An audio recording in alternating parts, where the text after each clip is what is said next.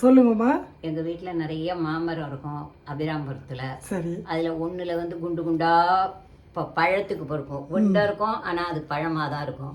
ஒன்று மாவுடா காய்க்கும், ஒன்று இந்த ஆவக்காய் ஊரா போடுறாப்பல இந்த வெங்காயம் இருக்கும், ஒன்று இத்தினோண்டு பெருசாக இருக்கும். அதுவும் இந்த மாதிரி தொக்கெல்லாம் போடுறதுக்கு சௌகரியமாக இருக்கும். ஒன்று ஒன்றுக்கும் இருக்கும். சூப்பர்ல. மாவடிக்குன்னா டக்குன்னு அந்த மரத்துலேருந்து எடுத்துடலாம். அது எப்போ நிறைய காய்ச்சிருக்கோ அதை எடுத்து அதை அப்படியே போட்டுடணும். பழம்னு இவ்வளவு பெருசு தான் இருக்கும்.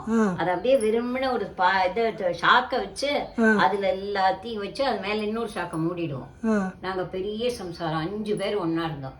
அதனால என்ன பண்ணுவோம், மாங்காயை பறிச்சு அவனை பிரிச்சு போட சொல்லுவோம். கீழேந்து ஒருத்தன் ஷாக்குல பிடிச்சுப்போம். அதை எடுத்து எல்லாத்தையும் கொடுத்துட்டு போயிடுவோம். நாங்க எல்லாத்தையும் நல்லா தொடச்சு கிடிச்சு ஒரு ஷாக்குல போட்டு அதுல மேல இன்னொரு ஷாக்கால மூடிடுவோம். 2 நாள் தான். நீ அந்த ஷாக்கை தாத்தேன்னு பார்த்தா பச்சையா தான் இருக்கும். அதை எடுத்து சாப்பிட்டேன்னா ரொம்ப நல்லா இருக்கும். கொட்டையே தரும். நாங்க 5 ஃபேமிலியா நிறைய குழந்தைகள்லாம் இருப்பா. எங்க எல்லாருக்கும் பிரிச்சு போட்டு விடுவோம் பக்கெட்ல. 5 பக்கெட்லயும் ஒரே மாதிரி வச்சு விடுவோம். 2 குழந்தை கூட இருக்கிறவளுக்கு கூட போட்டு அவாவா ரூம்ல அந்த கட்டில் கடியில அந்த பாயில வச்சிருவோம். அது ஷாக்குல அந்த குழந்தைகள் வேணுங்கிற குழந்தைகள் 2 3 யாருக்கு என்ன பிடிக்கிறதோ அதை அவாவா சாப்பிட்டுப்பா.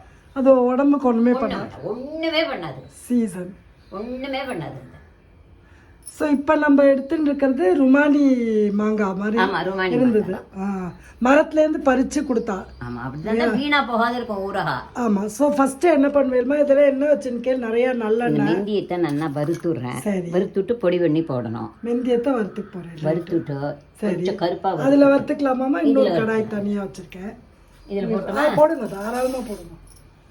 சின்ன கரண்டி வச்சிருக்கேன் பாருங்க உங்களுக்கு. வாகா அதாவது வீணா போகாத இருக்கும். எத்தனை நாள் ஆனாலும் வயிறு புண்ணாத்தும் மெந்தியம். அதுதான் மெந்தியத்தை சமைக்கிறதுல சேர்க்கறது.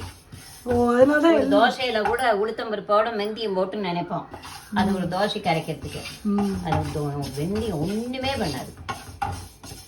நல்ல கருப்பா வறுக்கலாம். ஓகே. டார்க் ப்ரௌனா கருப்பா? டார்க் ப்ரௌனா இருக்கு. ஊராய்க்கெல்லாம் இல்லை, வீணாவே போகாது ஊராயில். கலர் வறுத்தோட்டு காமிப்போம்.